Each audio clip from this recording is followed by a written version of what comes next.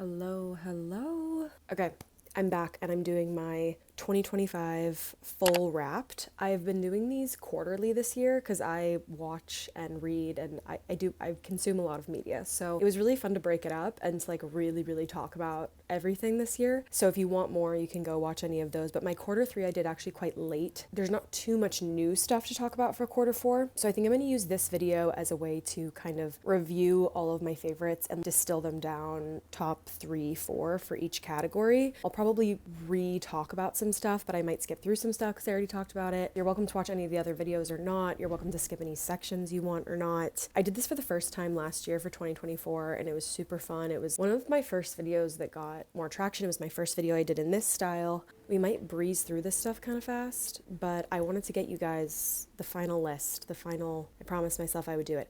Okay, without further ado, let's get set up. So I basically record everything in a Notion file. People have asked for my letterbox. I have a letterbox. I don't use it religiously. Nothing against it. I just like my analog formats. I kind of like viewing all my media in one place. This is my 2025 media list. She's a big one. I will also link this Google Doc, which has all 3 quarters that I recorded. Let's just do like final thoughts. Okay, I think from what I have, I'm gonna go with these 4. I've got Y Tu Mama Tambien, How to Have Sex, Sentimental Value, and The Plague. Sentimental Value and The Plague are the only 2 out of this list that were actually released this year. How to Have Sex is a 2023 film. Y Tu Mama Tambien has been one of those movies that was on my list forever and I finally watched. It's a 2001 Mexican coming-of-age comedy drama road film. 2 teenage boys who take a road trip with a woman in their late 20s. This is one of those movies where you watch it and you're like, oh, we've been making bad movies since this movie. It's so gorgeous. It has so much heart. It's so funny and it's so sad. It's also able to be really... like there's a lot of nudity, there's a lot of sex, but it doesn't ever feel like it's in your face trying to be that. It looks like it's currently on Netflix if you want to watch it. How to Have Sex is a 2023 coming of age drama by Molly Manning Walker, a directorial debut. Actually, I do love that 2 out of the 4 films on my list right now are directorial debuts. 3 16-year-old best friends who go on a holiday. They're all British. They went to Cannes. It's on Mubi. It's really a coming of age film, but also like a sexual coming of age film. It's a lot about the unspoken rules of intimacy and how we learn those rules in very odd and uncomfortable ways. It's really visceral. There's certain films that really make me feel the way I felt when I was 16, and this film is definitely one of them. Sentimental Value I talked about a ton. It's a Joaquin Trier film. A father who is a like famous director and his daughter, she's an actress and he really wants her to be in this film that's kind of about their life. It's about siblings and family dynamics, generational trauma. I loved this film. I sobbed so much. I've heard a lot of different takes on it. If you come from a big family or you have very specific dynamics around mental health in your family, which most people do. But I think if you have a lot of siblings or you have very close relationships with your siblings, this film meant a lot to me. It's also such a sister movie. The Plague. This is Charlie Pullinger's directorial debut. A socially anxious 12-year-old boy is pulled into a cruel tradition at an all-boys water polo camp. It's kind of like Lord of the Flies. I think this film reminded me that as much as we romanticize youth, being a child is terrifying, that children are just so aware of the ways in which we impose hierarchy and power over one another. The casting in this film is incredible. All the performances from all the kids are awesome, and it just has a great score, beautiful cinematography. It really has anything you would want, and you cannot look away from it. I also want to just go really quick through. I saw what I've seen since I last reviewed stuff. If you want my thoughts on that, if you want to move to the next section, you can move now. Die My Love, I really enjoyed the first half, and then I kind of felt like the wheels came off. I just love the dreamlike quality and the way that the film creates all these really interesting threads and all these these metaphors and these symbols. However, I just didn't feel like they led anywhere, if that makes sense. I also felt and I didn't think that this was necessarily Jennifer Lawrence's fault, but everyone was really praising the performance. And I think she's very, very good, but I also don't think she really had anywhere to go. She was just kind of crazy the whole time.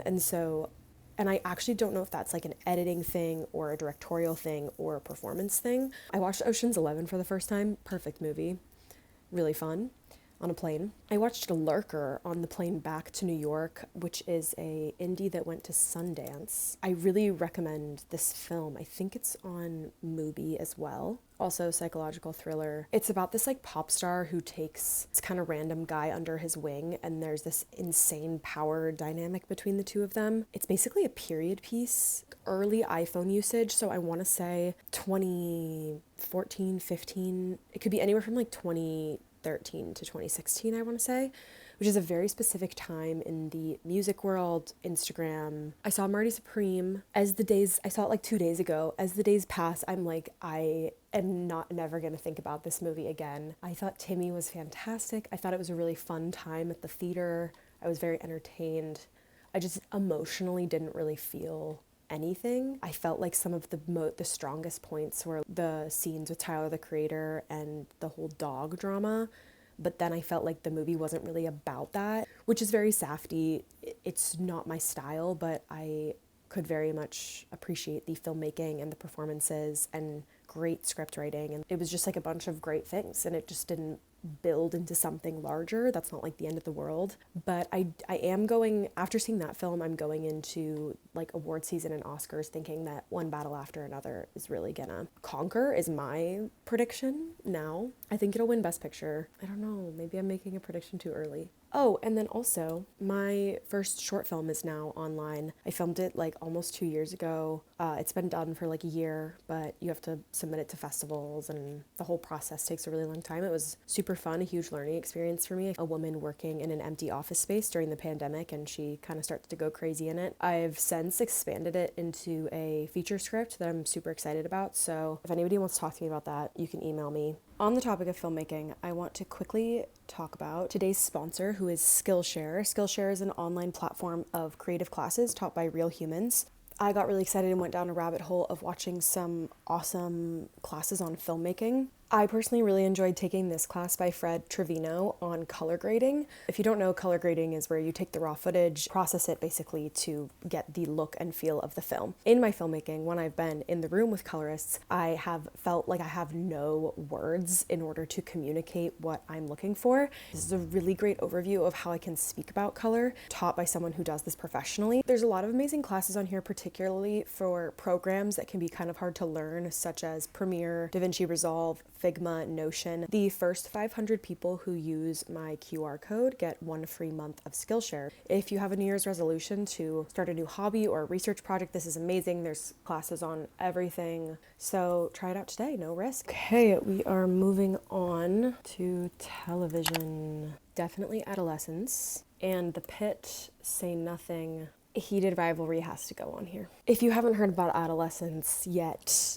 it's a 4-part miniseries. It's kind of just like an elongated movie, but it's such a television-specific format. Episode 3 is my favorite. Examines this young boy who commits this really terrible crime, implications that has to the community, what it's really like to be a child right now, and what it's really like to be a young boy. I sometimes listen to a podcast called The Watch. It's like a very male-oriented TV podcast, but sometimes I like their takes. They say that TV's an empathy box, and that it's one of those things where we spend so much time with people that we're able to empathize with people in ways that we like didn't know was possible. And I think adolescence pushed the bounds of what that could mean. The Pit is on HBO Max. Season 2 comes out in January. They turned that production around fast to get us a season 2. It is an hour-by-hour single shift over 12 hours, over 12 episodes. Incredible performances. I do think it kind of got like a little bit carried away with the drama at the end, but you know, I'm fine. I can get on board. Say Nothing was a limited series on Hulu about the Irish Republican Army. People growing up in Belfast in the 70s, 80s, and 90s during the Troubles. It's just a really interesting exploration of political violence in a year that has had a lot of political violence, brings up a lot of interesting questions, and just does so with a lot of nuance. And then obviously Heated Rivalry, you'd be living under a rock. I don't think I need to explain to you the plot of Heated Rivalry, but I can explain what I love about it. I just started watching and I just felt really attached to these people. I think it's an absolutely ridiculous show. I was really impressed though in the first episode with the directing and the cinematography. It's really able to elevate like a low budget production. Certain ways that they move the camera, it takes itself seriously. but then at the same time, they'll really, really, really lean into camp. We just have a lot of TV that's really expensive to make right now and has a lot of celebrities in it. And there's been a lot of shows that have really fallen flat and haven't been as good as they were supposed to be. Just so, like, in the year that was 2025, in terms of everything getting more vanilla and boring, it was just so fun to see this really random thing do so well. It made me so happy. Thoughts on other things. Secret Lives of Mormon Wives season 3 was crazy and got like kind of depressing towards the end. I'm confused about how I'm supposed to feel about this Demi situation. It makes me uncomfortable.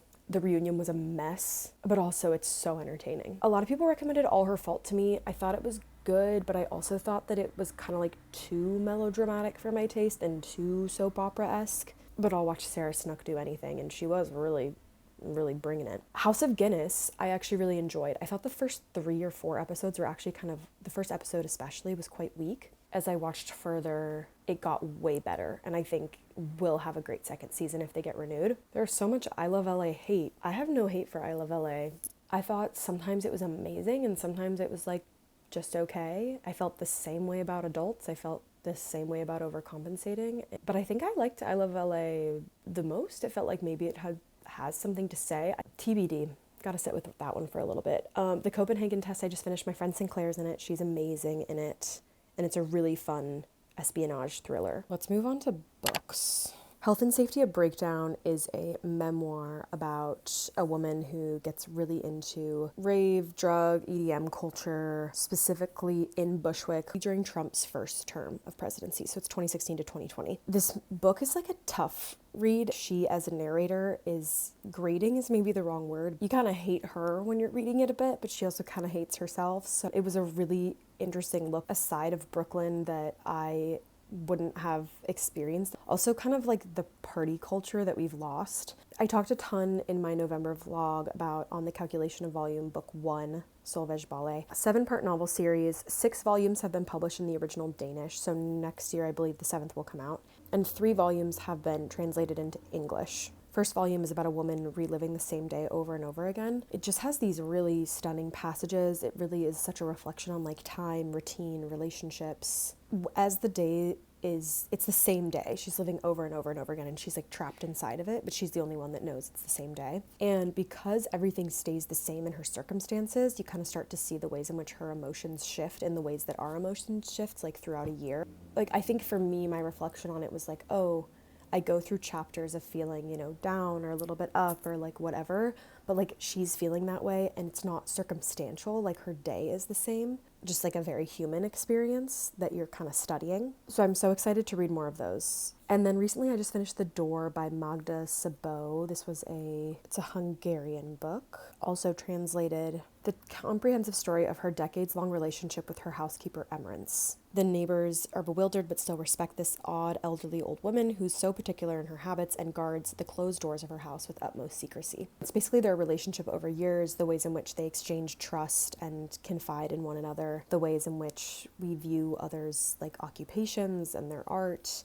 Fantastic book. And then generally, I always rec my friend Amelia's letters of recommendation on Copy. I just find it really great to get recs from a friend, and I kind of feel like I don't need to read a bunch of book reviews but Amelia worked in publishing for a very long time and now works for New York Mag, so she has a great view of like the industry.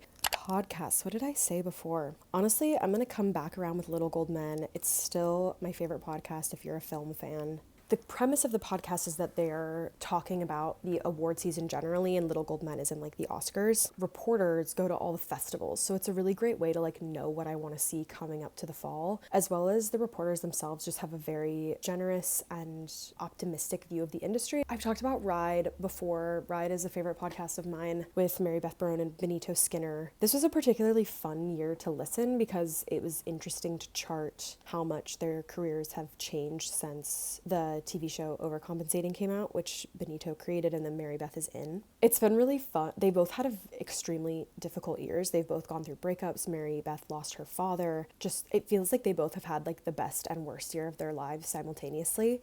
And that's what's made it honestly incredible. I also just like listening. They're not like old, but they're older than me. And I like listening to people who are wiser and have been through stuff. I'm really like valuing media from people in their 30s right now. I just think it helps me a lot, and makes me realize how much of your 20s is kind of a shit show. As much as it's like really fun and like some people are super successful, it's not like the common denominator.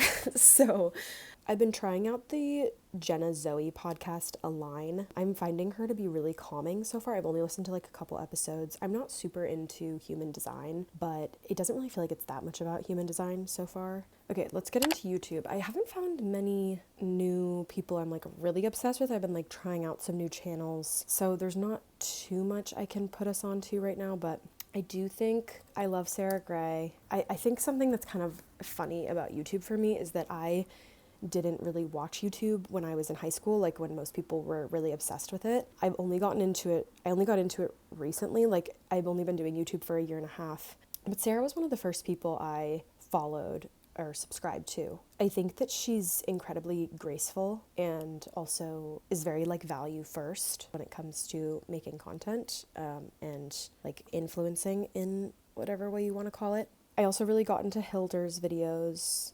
I talked about a bit. She's like my travel vlogger that I watch. And then I Heart Mess for incredible fashion commentary. There's also a girl called, I think it's called Arzi, who does kind of like videos about manifestation and stuff. It's all like very woo-woo, but I think she's really smart, and I think how she presents her stuff. Sometimes I'll talk about it a little bit later, but I used her 2026 goal and intention setting, and I found it to be a really in-depth, good practice. Other people I've watched loving and want to watch more of are Shannon Kim, Ash Callahan, Anna Howard is fantastic, Moya Mawini, obviously. They're all doing it great. Also, my friends, their ghost channel, Seance Sisters, I think they're coming out with a Lizzie Borden video soon, which is fun to watch. Theater, I've talked about this a bunch, so I'm not going to bore you with it. Liberation by Bess Wool was at Roundabout. It is now on Broadway. I don't know how much longer it's running for. It's amazing. Run, Don't Walk. And then I also, I'm so glad I got to see John Proctor as the villain. This was a great show. Sadie Sink was spectacular. There's one actress in it. I really hope this show comes back, but I also felt like the cast I saw it with was so great. It is going to London, I believe. It's basically a class learning about the Crucible at the same time as Me Too coming out. All these young people kind of trying to parse through feminism and morality and love and sexuality. It incorporates pop culture in a way that plays often struggle to. So if you're in London, I really recommend seeing it when it opens. Also, I will just say, I always say this, but it is really possible to get cheap tickets to theater, even if you're just visiting New York. Every single show that I recommend, I got a ticket for under $40. I usually never, I can't tell you the last time I paid full price for a ticket. And then my last one I'll rec is, this was off-Broadway at Playwrights Horizons, Practice. This is an incredible piece of theater. I usually read Vulture reviews. Practice functions like a piece of gut-churning investigative journalism, an expose of root rot. Its story is fiction, but the versions of the events it portrays have played out in hundreds, even thousands of times on every scale, from grade school classrooms to the artist's commune to the professional rehearsal hall. I think if you've ever been in any sort of arts education, or even, I think this would even apply to sports, honestly. Basically, this like auteur theater maker brings all of these young artists to this Brooklyn church that he's rented out. They are going through some sort of rehearsal process for some type of performance art piece. And within it all, it kind of just explores like these strange power dynamics and almost cult-like behaviors that are in these spaces and are the ways that we teach art often. Playwright went to my drama program, so it was also incredibly specific to my experience, but it's been really fun to just like talk to everybody in the New York theater community about this play, and people have very different opinions, which I love. I actually think this would be a great play when it's published to read. Okay, we are done with media, and let's move to the other section, products, routines, stuff. Probably a main one that was like a huge one was getting a library card. I feel like it just really encouraged me to read more and spent less money doing that. Last year I worked a very stable corporate job as my day job, and I quit that job at the end of January of this year. I loved my job. It just wasn't the right thing for me personally, how much other stuff I want to be making, and also just with auditioning and filmmaking, and it was just all too much. So I was like, I really need to move into a freelance work model so I can create more time for myself, but obviously that was really scary. So for me, a lot of my things that just worked really well for me this year were just like little things I could do to just kind of like reduce my cost of living just a bit. Getting a library card was one of them, not really buying clothes. I really figured out away, really looked into all of my skincare and my makeup. Which products am I willing to, go for a cheaper version on? Looking at everything by the cost per ounce, to be quite honest. There's a bunch of stuff that I really love. I love the Ilyun Concentrate Moisturizer. That's something that's really helped me have a lot of moisturizer on hand and keep costs down. I recently got a massive jar of it that I think will last me a year. I love the Beauty of Joseon sunscreen. The Say Dew Blush is fantastic. I'm trying out the RMS concealer because I had a Credo gift card and the girl recommended it. I really liked the House Labs concealer, but it's a bit drying, so I'm trying out the RMS one in winter. I also really like, I'm forgetting her name, I'll put it on here, KMJ, her TikTok. Learning from her about how to apply concealer has been really interesting. She kind of talks a lot about applying less. I always wreck my Vagabond flats, which I love. I talked a little bit about her before. RZ had a end of year intention setting video, and I followed her format and 2025 reflection. You gave yourself scores in every area, career and health and relationships. Where does your effort not match your score and vice versa? And I learned a lot by doing it, and then felt really good about goals and intention settings in the new year. Okay, advice and ideas. Linking these 3 essays, I linked them all before. You're welcome to revisit them. Let It Grow Bigger is really about like letting yourself truly metabolize and experience feelings. The Art of the Sacred Pause, I think if you're going through a hard time or needing rest or just really want to treat winter like, what it's for, to retreat into your shell, that's a beautiful piece. And then The Re-Enchanted World on Finding Mystery in the Digital Age is an incredible essay. It simultaneously made me realize the things I love about not being in the digital world and doing things from step 0 to 10. It also made me realize that there is like magic and mystery in the online digital world, and that to ignore it is to somewhat lose the point of it all. I find that to be really important when there's just a lot of like fear right now, which I think is fair. One of the reasons I liked James so much was for a way of thinking that did not exclude technology, did not designate it as the enemy, but rather, at least that's how it felt, placed hope in it. Where else could one place it? Where the danger is, also grows the saving power. I love an essay that I have to read it a few times and my mind is being stretched. I really liked this TikTok. There's a certain type of person that doesn't break from overwork. They break from carrying uncertainty for too long. And what I want you to understand is carrying uncertainty is necessary if you are going on your own path in life or you are executing at a high level. But there is a way that you can actually reduce unnecessary uncertainty. The number one thing is boundaries with self around decision making. Why you hear so many high performers talk about making quick decisions isn't just because they have people leaning on them, isn't just because they have experience, isn't just because they know they trust themselves to make the decision. It's because they don't want to have too many open loops. Too many open loops stack up to too much uncertainty that's running in the back of your mind at all times, and this ends up breaking you. That video was by The Creative Athlete. I had a couple moments this year where I was feeling a lot of frustration with small tasks or like planning things with friends. And it wasn't really anyone's problem and it wasn't a friend's fault, but I was realizing that I had entered a phase of life where basically everything is uncertain in my life, and I have started to really stack a lot of like belief in myself and my creative work. But because of that, I have so much uncertainty happening at all times. I never know what my week by week, like I have a schedule, but I really don't know what's going to come in and what I'm going to have to get done. I have to do multiple things to get by. I watched this video and I just suddenly realized why I was feeling frustrated with people when they were being indecisive or when they, weren't making a plan. I don't want to waste my time on being back and forth on it. And I don't think that everybody necessarily needs to be that way, but I think that if you're starting a new business, or maybe you have a baby, or like I don't know, just things that create a lot of uncertainty in your life, my workout routine, and that I kind of buy the same boring groceries every week, like those are ways that I create certainty when I don't have a lot of certainty in other areas.